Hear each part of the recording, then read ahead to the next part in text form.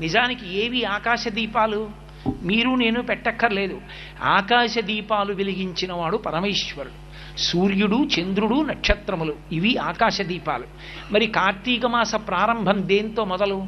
ఆకాశ దీపంతో ప్రారంభం. ఆకాశ దీపం ఎక్కడ వెలిగిస్తారు? దేవాలయంలో వెలిగిస్తారు. దేవాలయంలో ధ్వజస్తంభానికి తాడు కట్టి ఒక చిన్న పాత్రలో దీపం వెలిగించి గాలికి నిధనం కాకుండా రంధ్రములతో ఏర్పాటు చేసి దాన్ని జాగ్రత్తగా సమంత్రకంగా భగవంతుడి నామాలు చెప్తూ భక్తులందరూ చుట్టూ నిలబడి ఉండగా ఆ దీపాన్ని పైకెత్తుతారు.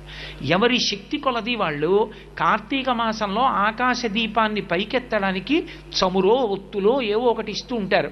అది పైకెత్తుతారు. ఎందుకని? ఇప్పుడు ఆ దీపం ధ్వజస్తంభం మీద ఉండి అంతటా వెలుతురు చిమ్ముతుంది.